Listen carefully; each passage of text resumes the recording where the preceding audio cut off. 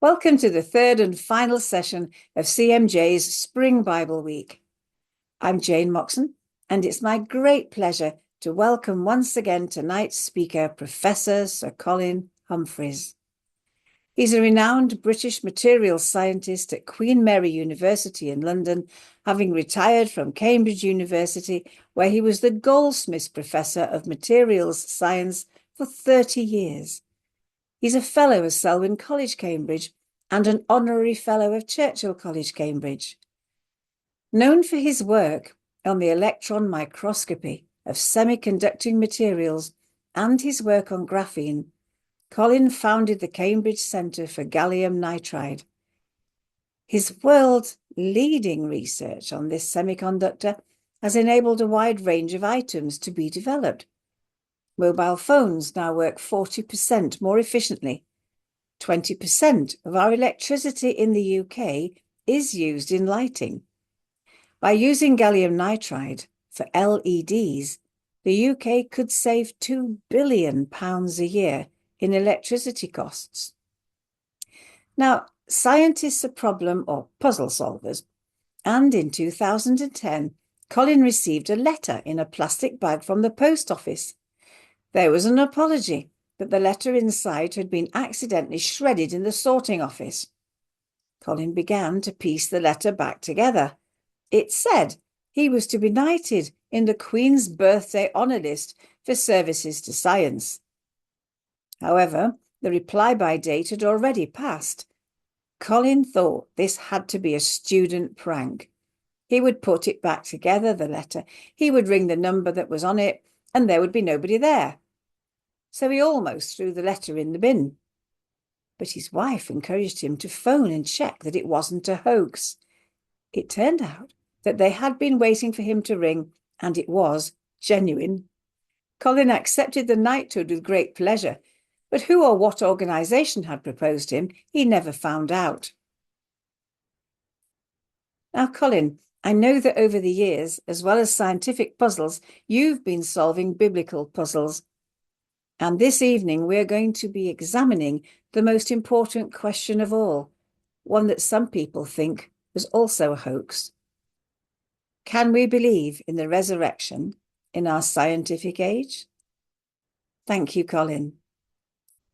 Right. Well, thank you very much, Jane, for that very kind introduction. So this is the third and final talk in this series of 3, and we're moving on now from the crucifixion to the resurrection. Can we believe in the resurrection in our scientific age? So far, we've talked about the crucifixion. We've shown that on the most likely days of the crucifixion, there was a lunar eclipse where the moon goes blood red, which is quite extraordinary that God would time this to happen, as it were, at the days of the crucifixion. And the symbolism is fantastic, that it demonstrates in a very graphic way that Jesus' blood was shed for us at the crucifixion. And then this shows my colleague Graham Waddington, an astrophysicist, his sketch of the moon rising, the eclipse moon rising over the Mount of Olives on the evening of the 3rd of April, Friday the 3rd of April, AD 33. And we now move on to the key dates of Easter week.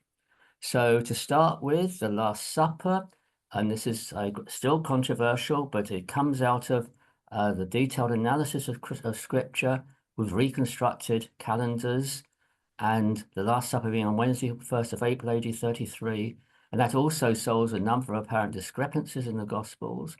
And then the crucifixion on Friday, 3rd of April, AD 33, leading to the wonderful resurrection on Sunday, 5 April, AD 33. And it's a resurrection that's going to be the main topic of this talk. But to start with, we're going to talk about miracles. So no talk about science and the Bible is probably complete without a quotation from Richard Dawkins. And this is from an article he wrote in Forbes magazine called Snake Oil and Holy Water. The resurrection, even the Old Testament miracles, are all freely used for religious propaganda, and they are very effective with an audience of unsophisticates and children. So if you believe in the resurrection, you know you're unsophisticated or you're a child. And then he goes on to say, every one of these miracles amounts to a violation of the normal running of the natural world. So this is the sort of popular idea of miracles, which Richard Dawkins has, that every miracle, by definition, really amounts to a violation of the normal running of the natural world. And Wikipedia say much the same thing. A miracle is an event not explicable by natural or scientific laws. And then this is David Hume, who wrote a famous article entitled Of Miracles, and a miracle is a transgression of a law of nature.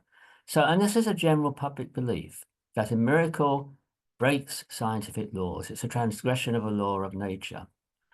On the other hand, a famous Christian scholar called Augustine said the opposite. He was the Bishop of Hippo in Algeria, and what he said was miracles are not contrary to nature, but only contrary to what we know about nature. So that's an unusual view of miracles, which some hold today. And his reason for saying this was a theological reason. Augustine believed that God was the creator and the upholder of the universe, and he is a consistent God. Therefore, if he designed the universe to operate in a consistent way with laws like laws of gravity and so on, then he wouldn't break his own laws that he created because he was a consistent God. And so Augustine argued that if miracles seem to be contrary to what we know about nature, it's because we don't know enough about nature. And when science discovers more about nature, we'll find that no laws are broken and that God was actually working with the nature he had created. So we have these two opposing views of miracles. And I put Rowan Williams' name up here. Rowan Williams was a former Archbishop of Canterbury. He then retired and became the Master of Magdalen College, Cambridge. And I was invited to a dinner there one evening. And before the dinner, Rowan Williams was expertly moving around the guests at the dinner and speaking to them all. And Rowan then approached me, and I thought, oh, I better ask him a question. So I said, Professor Williams, what book are you writing at the moment? Because I know he's a prolific author. And he said, I'm writing about Augustine. And I said, are you familiar with what Augustine said about miracles? He said, yes, I am. I then said to him, do you believe that the biblical, do you believe the resurrection of Jesus is consistent with what Augustine wrote about miracles? And then the gong rang for dinner, and he strode off and led the people into dinner. So I never knew what his answer to that question would be. One of us was saved by the bell, as it were. So, okay, what are physical laws? So this is a definition I like given by Richard Feynman, who is quite a famous physicist, a Nobel Prize-winning physicist. He said there is a rhythm and a pattern between the phenomena of nature, which is not apparent to the eye, but only to the eye of analysis. And it is these rhythms and patterns that we call physical laws. Now, what does Feynman mean by saying they're not apparent to the eye? So let's take a simple example. If you look at the sun, you see the sun rising in the east every morning and setting in the west every morning. And so going back a number of centuries to the Middle Ages, say, people thought naturally that the earth moved around the sun. Oh, sorry, you got it right way around. Thought the sun moved around the earth because you saw the sun rising in the east, then moving through the sky and settling in the west. So it's very natural that you'd believe that the sun was moving around the earth. But in fact, as we later knew, and Galileo was one of the first people to say this, we see this happening because the earth is spinning on its axis once every 24 hours. And so it's the Earth's rotation which is actually happening. But what we see, we believe the Earth is still because we're standing on this rotating Earth, and we see the sun moving around.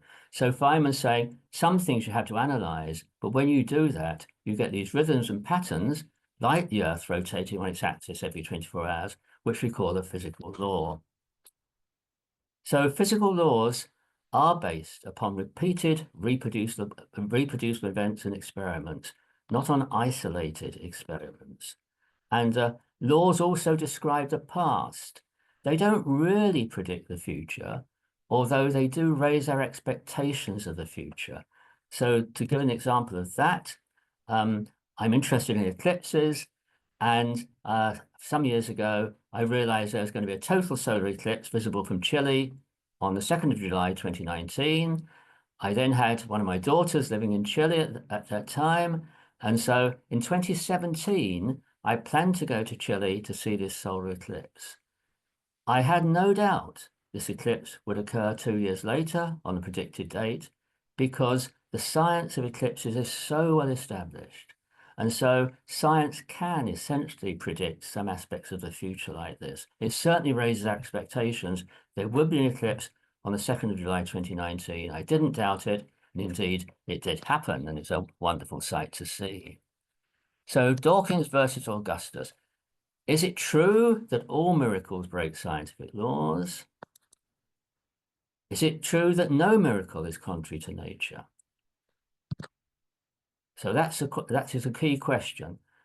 When thinking about miracles, people often say, God is all powerful, and of course God could do this.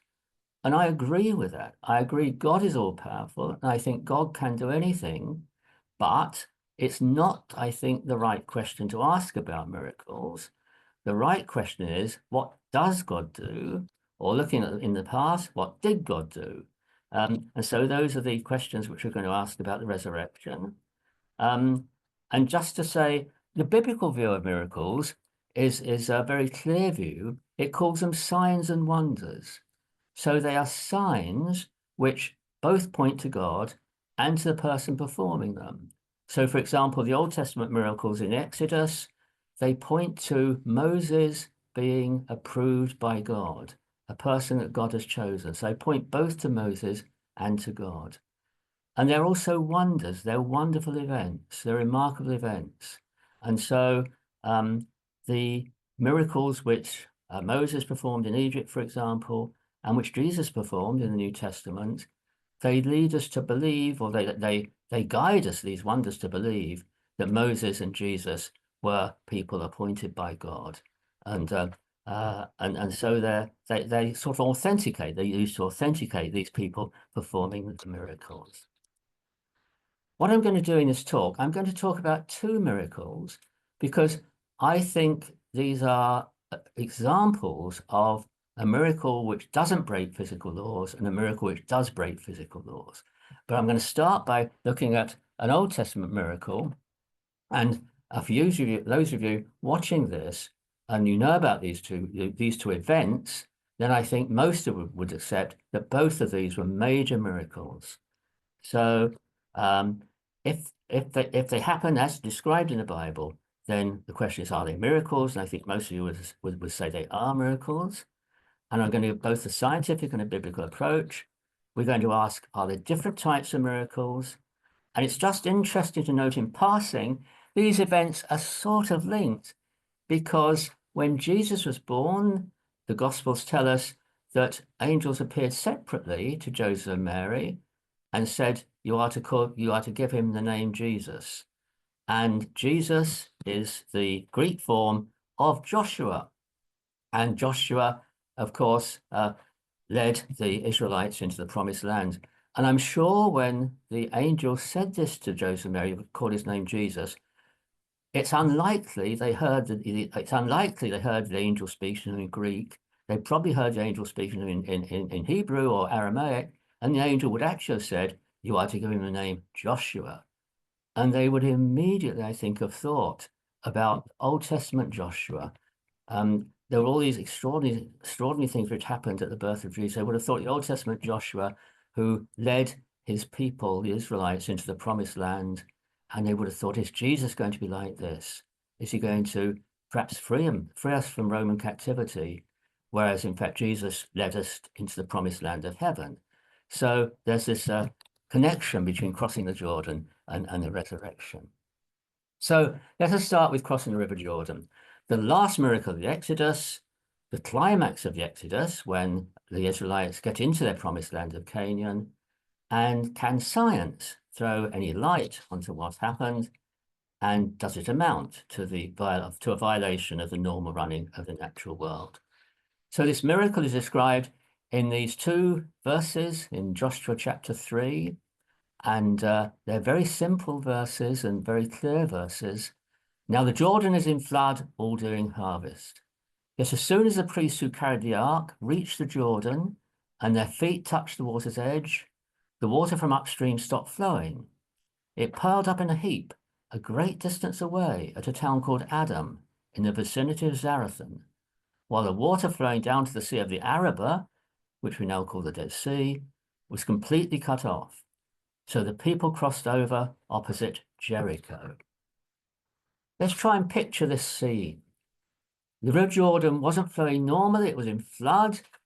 The Israelites were on one side. They were desperate to be on the other side, which was their promised land of Canaan. They'd waited 40 years for this event to get across, and they could see it across the Jordan where they wanted to get. But the situation just looked hopeless. This raging river was rushing by. And then suddenly, the water stops flowing. It's as if someone's upstream with a giant tap and turning this tap off to stop the water flowing. And the Israelites cross over the river then in triumph. So, well, what do you think of this story? Most people would say, who aren't Christians, would say, wonderful children's story or fabulous fairy tale. But can it be true? And can we know more about what happened 3,000 years ago? Because if this happened, then it would have been about 3,000 years ago. Most people, and in fact, most biblical scholars, believe the story is a legend. There's curious detail in the story, which I had read, I guess, a number of times before I realized this curious detail, which just struck me one day. And the question is, again, is the account fictional or not? There's a particular type of fiction called historical fiction, which is fiction written in an historical manner. And that's what a lot of biblical scholars believe this story is, that it's not fact, it's cleverly written to appear to be history. So we have to ask, what did the writer intend? Did the writer intend it to be fiction or not? We also have to ask, what did his or her original audience understand? But let's get back to a curious detail in the account of crossing the Jordan. So let's just read this again quite rapidly and see if you can spot the curious detail. So the Jordan's in flood during harvest. As soon as the priests who carried the ark reached the Jordan and their feet touched the water's edge, the water from upstream stopped flowing. It piled up in a heap a great distance away at a town called Adam in the vicinity of Zarethan, while the water flowing down to the Sea of the Arabah, the Dead Sea, was completely cut off. So the people crossed over opposite Jericho. So, well, did you pick out the curious feature? This is a curious feature. The miracle didn't occur where they were, it occurred somewhere else. The water stopped flowing, not when the priest's feet touched the edge of the Jordan. It stopped flowing miles away upstream at a town called Adam. And just in case the readers didn't know where Adam was, the writer tells them it was in the vicinity of Zarethan. So, I think if this story had been invented, you wouldn't have done this. If you invented a story of the water, the water stopping flowing when the priests were carrying the ark of the tabernacle and they reached the water's edge, you would have said the water stopped flowing there. It piled up at their feet, but it didn't pile up at their feet. It piled up a long way away. You can also think, how did the author know this? Well, I suspect, as we might have done, I suspect that Joshua saw the water stop flowing, and it wasn't by their feet. And I just guess he sent out some of his men to say, look, what's happened? Go upstream, find out where the Jordan stopped. And that's why they came back and said it stopped at a town called Adam in the vicinity of Zarethan. So this is a very curious feature. It's the most unusual miracle that the miracle stopped elsewhere, not where they were. So let's see if we can find out more about this. This story of the Jordan crossing, the writer is very careful to pinpoint geographical features. He wants to point us to the precise spot where these events happened. So he tells us that the Israelites crossed the Jordan opposite Jericho. So that's a very precise spot on the Jordan. He tells us where the water stopped flowing, a great distance away at a town called Adam in the vicinity of Zarethan. He tells us all these places are upstream from the Dead Sea, as indeed they were, as indeed they still are. And he wanted to root this crossing, this important crossing in history and geography. And surely he intended the story to be factual. So where was Adam? If you look at the modern map, you'll see no town called Adam on a modern map. And this isn't surprising. So most ancient names, whether in the Bible or in Egyptian literature or Babylonian literature, those names no longer exist. Some exist. So Jericho was called Jericho 3,000 years ago, and it's called Jericho today. But most either haven't existed or they've changed their names. And in particular, when Arab states take over Israelite states or places, then the names are usually changed, but they're changed according to a certain pattern. And what we have to understand is that in the original Hebrew text, there are only consonants used, not vowels. So it's a consonantal language. When you read it aloud or read it in your mind, of course, you had to use a vowel sound, but the actual written text was only consonants. And we do something the same today. So if you use a mobile phone and you're writing a text message, you say text, you usually write TXT. And the person receiving a text message that says TXT knows in his mind that's pronounced text and not text or text or text. So it's the context which means it's text. In the original Hebrew text, the word Adam was just these two consonants, the Hebrew for these two consonants, D and M, and that apostrophe on the screen was just a breathing sound that goes about. So people know with a sort of breathing sound before. So that's how the original Hebrew would have been written. And when modern Arabic words replace the ancient Hebrew, if there's a breathing sound, it's usually dropped, and an Arabic ending is added, but these consonants are preserved. So if we now, with that knowledge, look on a modern map of the state of Jordan and Israel for a suitable town containing these consonants, D and M, we find there is such a place. And this is exactly what I did. And this place is called Damia. And that's D-A-M. So there's the two consonants, D and M. And this I-A is added at the end. And it's sometimes spelt differently, like D-A-M-I-Y-A, but the two consonants, D-M, are still preserved. And it's spelt like people heard it pronounced. So that's why you'll get different spellings according to how people pronounce words in slightly different ways. It's on the east side of the River Jordan.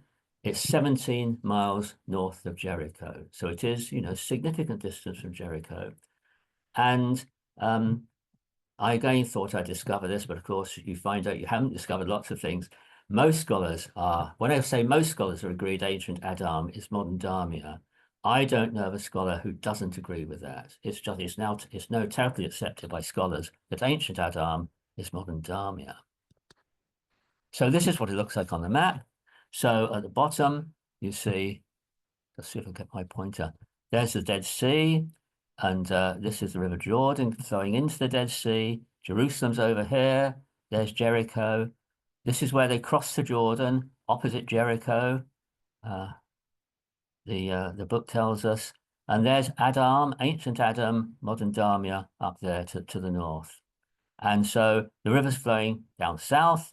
And so if the water stops flowing at Adam, the whole of this track dries up. And you can then easily cross dry land to get to Jericho. So now we come to the science bit, the clue of the earthquakes.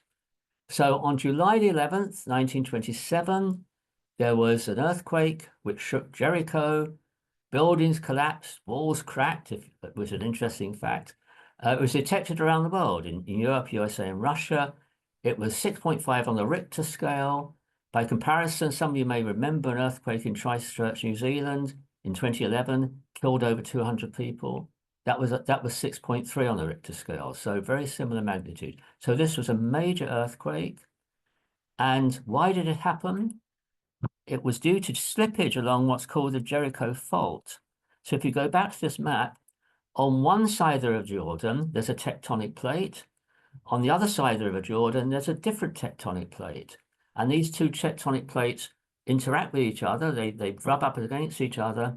And they actually compress against each other, but also there's some shear as well. So I should phrase that. They compress against that. There's some shear in this direction as well. And so you get earthquakes. And that is why in the Bible, there's so many references to earthquakes, because it's an earthquake zone because of these two tectonic plates, one on one side of the Jordan and the other on the other side of the Jordan. So you get this earthquake and slippage along the Jericho fault. And it's part of the Great Rift Valley, in fact, this Jericho fault. And then I wrote to Professor Amos Muir, who I found was an expert in this region and these earthquakes, professor of geophysics at Stanford University. And he wrote to me the following. This is in quotes from his letter. I wrote to him and said, "Can I quote from your letter?" He said, "Certainly." So this is what he wrote. He said, "During the 1927 earthquakes, several ground cracks appeared, together with an outpouring of groundwater. This soil liquefaction phenomenon has been well observed in earthquakes elsewhere. During the earthquake," that's the 1927 one, "mudslides occurred along the Jordan near Damia, about 30 kilometers, 18 miles north of Jericho. These temporarily stopped the river's flow." Now, this is a photograph of a similar event in, I think, 1957, so later, which didn't stop the river's flow, but very nearly did. So you can see this earthquake-induced mudslide. This earthquake, you can see, it slid across, and the Jordan's having to divert around it, which it did without stopping the flow. The earlier event, which Amos Muir refers to, this mudslide went totally across the river, and then what happens is the water has to either come over the top or divert around, and that takes typically 1 to 2 days to do. And so, and the river dries up on the other side while this is happening. And then this is a continuation of the letter from Amos Muir. Adam is now Damia, the site of the 1922 mudslides which cut off the flow of the Jordan. Such cut-offs, lasting typically 1 to 2 days, have also been recorded in 1906, 1834, 1546, 1534, 1267, and 1160, when records stop, except one might extend it to the time of Joshua. This is Amos Muir. He said, "The stoppage of the Jordan is so typical of earthquakes in this region that little doubt can be left of the reality of such events in Joshua's time." So let's come back to this question. Was the crossing a miracle? So it seems the evidence is really quite strong. We have a mechanism for the crossing, and this a mechanism for the Jordan stopping, and the Jordan stopped at modern Damia in recent times, which we can identify with ancient Adam in the times of Joshua. And so it seems extremely plausible that in the time of Joshua, there was an earthquake-induced bloodslide behind which the waters of Jordan broke through 1 or 2 days later. And the question is, the Old Testament identifies this as a major miracle of God, and I think I regard it as a major miracle of God, but there is a natural scientific mechanism in which no scientific laws were broken. Let's just explore a bit further. So this would appear to be, or well, this is consistent with Augustine's view of miracles, right? Major miracle that we can understand by science. Why is it a miracle? It's a miracle because of the timing. If this miracle had happened a month earlier, then the Israelites wouldn't have been there at the water's edge. Or if it happened a month later, then they would have been somewhere else. This happened when they arrived. So this is a remarkable miracle of timing. And it's not consistent with Dawkins saying all miracles break scientific laws. There's a hint of this event being an earthquake in this Psalm 114. When Israel came out of Egypt, the Jordan turned back. The mountains leapt like rams. That's a slight hint. When the Bible talks of mountains leaping, it often means it was an earthquake. But let's just go on. The hills like lambs, tremble, O earth, in the presence of the Lord. Now, when I used to read this, I just thought, tremble, O earth was just a dramatic statement, nothing to do with an earthquake. But since I realized this earthquake mechanism, this makes literal sense to me. Tremble, O earth, at the presence of the Lord. The other thing to realize, if you look at the Old Testament, it seems pretty clear to me and to commentators, but not only in Israel, but also Egypt and other countries, they did not distinguish between natural and supernatural events because all events were due to God. In Egypt, all events were due to different gods. But in Egypt, they had one god for the flooding of the Nile, one god for sunset, one god for sunrise, one god for the rays of the moon, and they many gods in Egypt, and everything which happened was due to gods. Whereas in Israel, everything happened was due to one god, whether it was a natural, what we would call a natural or a supernatural event. So to the ancient Israelites, if an earthquake caused the Jordan to stop, they would regard it just as much as the hand of God as if he sent an angel, as it were. But the miracle was in the timing. If we look at the best known miracle of Exodus, which was crossing the Red Sea, not the Jordan, this is what Exodus says. Then Moses stretched out his hand over the sea, and all that night the Lord drove the sea back with a strong east wind and turned it into dry land. The Bible's explicit here. It was a natural event. It was a strong east wind which turned the water into dry land. And there is a natural mechanism for this. It's called wind set down. So if you have a strong wind which blows for a long time, it literally does blow the water back, and that's well documented. So the Bible's explicit here that this was a natural mechanism. And again, it's a miracle of timing. The Red Sea was driven back just when the Israelites were trapped there by Pharaoh's army. And this is Psalm 77, which I love this description of miracles here. It's a very powerful piece of writing, but it's how the psalmist understood miracles. You are the God who performs miracles. So the psalmist is saying, I'm going to tell you about the God who performs miracles. You display your power among the peoples. Your thunder was heard in the whirlwind. So it's not just thunder, this is God's thunder. Your lightning lit up the world. The earth trembled and quaked, earthquakes. Your path led through the sea, your way through the mighty waters. Though your footprints were not seen, you led your people like a flock by the hand of Moses and Aaron. So the psalmist, I think, by ending this description with by the hand of Moses and Aaron, says he's talking about miracles in his first sentence and talking about Moses and Aaron in the last sentence. So I think these are specifically miracles at the Exodus is talking about. It's in between, the start and the end of this paragraph. And the piece the phrase I really love with this is, though your footprints were not seen. So with these events, like the crossing the Red Sea or crossing the Jordan, God did not come down with legions of angels. It wasn't a great demonstration. God didn't leave muddy footprints in the water when they crossed.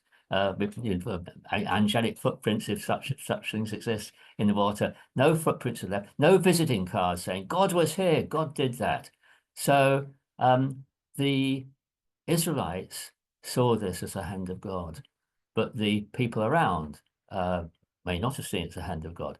And it's my belief that many miracles of timing occur today, which are understood by Christians as being miracles of timing, but not by non-believers. So miracles as God controlling natural events. Let's just continue with this before we finish and move on to the resurrection. I visited Israel, visited Jordan, looked at the River Jordan, and I thought, gosh, that river's not very impressive.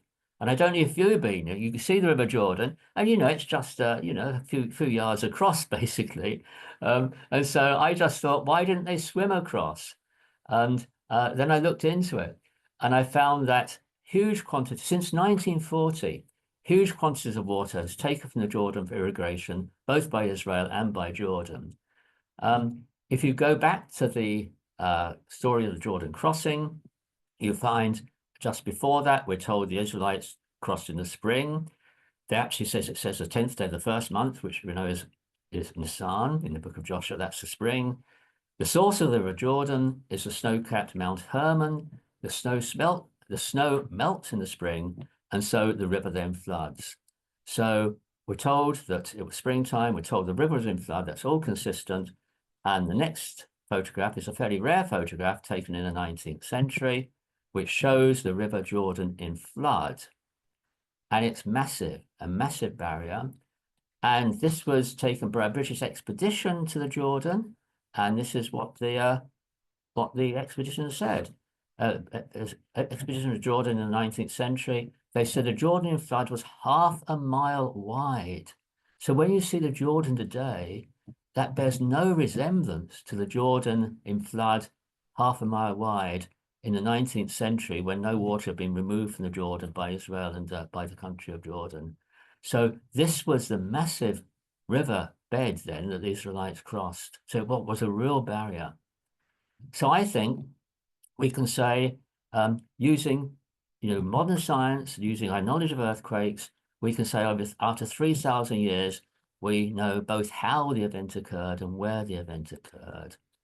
And Aristotle, he talked about this, and he talked about the miracle of timing. The words he used, he said, in miracles of timing, there's what he called the efficient cause, and that's a natural agent, like wind or earthquake. There's the final cause, which he calls the final cause, and that's the will of God.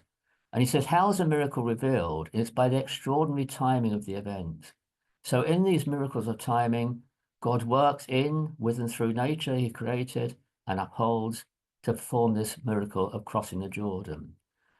You can speculate, and I speculate in my mind, how actually God achieves this timing. And I suspect, I don't know, I suspect God and Joshua work together. I suspect that as they're marching towards the Jordan, God said to Joshua, slow up a bit, just slow up a bit, or hurry up a bit, hurry up a bit. And so Joshua is so in touch with God that he was part of the miracle, part of this miracle of timing. And so some miracles, miracle of timing, God works in, with, and through nature. His footprints are not seen, although Christians may be aware of them. And God works through the ordinary things of life, like wind and so on. And God may interact with people to achieve miracles of timing. And the key thing I want to emphasize here, we have explained this miracle, but we have not explained it away, right? We've got a mechanism which makes a lot of sense. And it makes, in a sense, more sense of the miracle in some ways. And the key thing for us to think about today is that God and us working together can make miracles of timing. So, these chance meetings in the street you have to somebody, they may be part of God's miracles of timing. And then we need to be open to the prompting of what this person says and what God wants us to say. And we're almost there onto the resurrection. This is a lovely quote I like from a book called Religion and the Rise of Modern Science. The scientist, even when he is a believer, is bound to try as far as possible to reduce miracles to regularities. So, and that's what I do. I'm trained when I read the newspaper or read the Bible to think, how did this miracle happen? How did it happen? But then the key thing is the believer, even when he is a scientist, discovers miracles in the most familiar things. And that's really important as well to understand and believe. Okay, what if the miracle appears to be a unique event? So we're now going to go on to the resurrection. The resurrection, if it's true, is, I think, the most incredible event in the whole of history. Or if it's not true, it's a very cruel hoax. So those are the alternatives. But it is just this amazing event where Jesus rose from the dead and it wasn't just that Jesus rose from the dead. he had this different body when he rose from the bed in subtle ways, so he could appear in locked, in rooms where the door was locked and so on. There's various pieces of evidence for the resurrection. This is one of the pieces of evidence which I think is quite powerful. This is Paul writing to the Corinthians, the first letter to the Corinthians. We know Paul wrote this letter in about AD 55 because the later events in Paul's life are well documented. Wrote this letter in AD 55. We know from our earlier talks that the crucifixion was AD 33. So this was written about 20 years after the resurrection. And Paul says, Jesus appeared to over 500 brothers at the same time, most of whom are still living. And that just fits these dates, because if in AD 33, there are 500 people, in AD 55, there are probably about, say, 300 people. Most were still living. And the implication of what Paul says is that if these were, 300 people still living who saw the living Jesus and the resurrected Jesus, they would be talking about it and people would know who they were.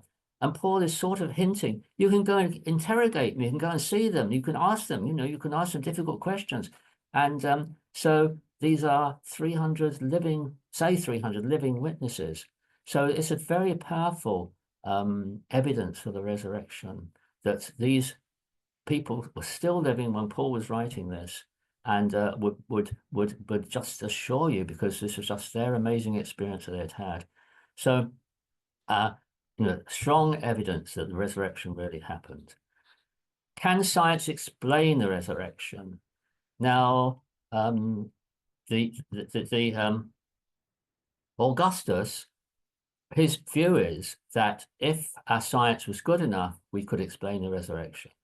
I find that hard to believe, because I find it very hard to believe that Jesus, for example, had a body which could, appear in a locked room. That just seems to me to go against all that we know about physics. And just in brackets, I put compare with Jesus raising Lazarus. I mean, there was a big difference here. So when Jesus raised Lazarus and when other people were raised, they had the same body after being raised. So they died and were resurrected with the same body, which then went on to die again, presumably, or else we'd know about it. So they had the same body. Jesus had a different body when he was raised. And he has the first fruits of those raised from the dead, as we read. And we're also told that when we're raised, we'll have a body like Jesus. So when you look at Jesus's resurrected body, that's the sort of body we will have, I believe, when we're resurrected. So I do believe Augustine was wrong here about all miracles being not contrary to nature. I believe that some miracles don't break laws, but the resurrection seems to be the supreme miracle which does break physical laws. But then you have to say with Augustine, if God's a consistent God, why does he break? Why can he break his own rules? Because Augustine's saying that's impossible. And so breaking natural laws is not only a problem for scientists, but it is for theologians as well. Because if God created the universe and is consistent, would he break his own natural laws he established? So I've got what I call the music analogy, which I just find very helpful. So let me tell you the music analogy. So imagine that you are entering a room and you hear a piano playing, and someone is indeed playing the piano, and you walk and you stand behind them and they're playing without music. So you watch their fingers as they play the piano. And as they play the piano, you notice that every time they go and play an F, the key F, they play an F sharp. And they do this every time.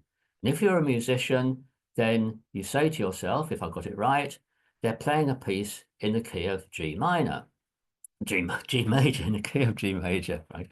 And what do we mean by that? We mean that when the composer writes this music, he has what's called a key signature for the music, and he writes this at the beginning of each line of music. And this key signature puts a little sharp sign where the note F is to be played. So that's the instruction to the player, to the performer, that he or she should play an F sharp rather than an F. And so if you're watching the pianist, watching the pianist, you can deduce the key signature. Scientists, in a way, do this, right? Scientists look at the universe and they look at repeating patterns, like this person playing a piano, and they then deduce the laws underpinning the universe. So Newton just gets his laws of motion, and then more complicated laws are deduced in this way. However, let's say you continue watching this pianist play, and you see that sometimes the pianist doesn't play an F sharp, he plays an F. And then sometimes he plays an A flat or a C sharp. And if you're a musician, you say, I know what's happening. These are what we call accidentals. And what you realize from this is that the composer is free to put in accidentals. And if it's a great composer, the accidentals make better music. And I have tried this. I've tried playing on the piano a piece of music from a great composer with accidentals in, and I tried playing it without the accidentals, and it just sounds so much better with the accidentals, and it makes greater music. And so that analogy then I think is pretty obvious, that God is the creator and the composer of the universe, and he does have rules like a key signature, but he is free to break those rules if it makes better music. He's free to break them anyway because he's a composer, but if it makes better music, he's free to break them. And then if we come to the resurrection, there are so many broken rules there. It's like a change of key signature. And you get this in music. You find you're in one key signature, then all of a sudden a new key signature is introduced, maybe for a few bars or maybe for more than a few bars. And that's like the resurrection. So many accidentals are there, so many broken physical laws that you have a change of key signature, new physical laws. So let's just revisit then what the Bible says about the resurrection. Is God acting capriciously? So this is Peter speaking at the Feast of Pentecost again, a bit later on from the verse we read before. This is what he says about the crucifixion. But God raised him from the dead because it was impossible for death to keep its hold on him. So what Peter is saying is if Jesus really was the Son of God, then the resurrection was inevitable, not incredible. So it made more sense for God to break these rules, as it were, and set up a new set of physical rules and laws with the body of Jesus, which could, pass through locked doors and so on. So the resurrection is still consistent with a consistent God, a God who will break his own rules if it makes more sense to do this, if it makes better music. So the resurrection of Jesus was not just like a single accidental in our music analogy. It was like a temporary local change of key signature, a massive change of key signature. So I'm now going to say something. I'd like to have some tentative things in. So this is tentative. This may not be right. It's very tentative thoughts. So the present body, which we all have, we know a lot about that. It's carbon-based, it's DNA-based, and it's subject to disease and death. We all know that. The new body we have, which is our resurrected body, which is like Jesus's resurrected body, because he was the first fruits of those who rise from the dead, and we shall be like him. There's a lot of scripture telling us that we'll be like Jesus, and it's a body not subject to disease and death. So I think it cannot be carbon-based. It cannot be DNA-based. But the key thing is a person is still recognizable, but maybe slightly different. I mean, there's these hints in the Bible. So, Mary didn't recognize the risen Jesus. She thought he'd be the gardener until she heard his voice. The people on the road to Emmaus clearly knew Jesus, I think, but they clearly did. But they didn't recognize him until he broke bread. Maybe seeing the wounds in his hands. So it does seem that Jesus was slightly different, and but he could enjoy food with his disciples. So, we mustn't speculate too much, but we will have a body with no more disease and death, we will recognize our family. If someone was in a wheelchair, who knows? They'll be resurrected the way that's best for them. It's best for them to be in a wheelchair, but not subject to any pain. Maybe that's how people know them, or else, without word, it's not for us to say. But we'll have a new body, which will be just a body with no more disease, no more death, a body in our prime, and I think not carbon based and not DNA based, and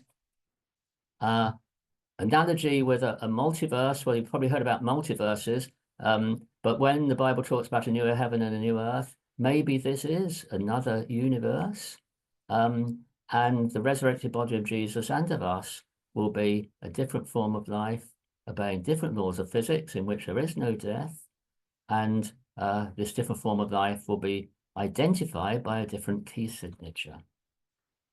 So this is just coming to the end, I think. So I think there are three types of biblical miracles. There's the miracles of timing, like the crossing of the Jordan, crossing of the Red Sea. There are some miracles that is just like a single accidental, it seems to me. And one of these is Peter and Jesus walking on the water. So if you're a scientist, and again, this is very tentative, if you're a scientist, it is it's not easy to say that God suspended gravity, because if you suspend gravity locally, it actually has all sorts of non-local effects. So I think for a scientist, thinking of Jesus and Peter walking across the water, gravity is still there.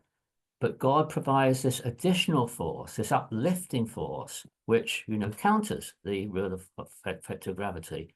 And that, I think, makes more sense theologically as well, to think of God uplifting them as they walk across. And he's not cancelling gravity, he's just providing sufficient force that balances out gravity. So they're just walk across the water. So that's a single accidental. And then the resurrection is like a local change of key signature, a glimpse of new and different physical laws for the risen Jesus, and I suggest those same different physical laws will apply to us.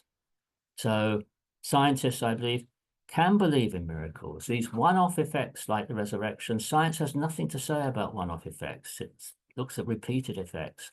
But even with the resurrection, scientists can maybe point out a few new ways of looking at the resurrection. So that's the ending up with the wonderful resurrection, through which we have eternal life, and we have that life starts today, as we all know. So it's just a wonderful story. It's been a great pleasure to be able to talk to you in these three talks. So thank you very much. And thank you very much, Jane, for your introduction and for contacting me to give these talks.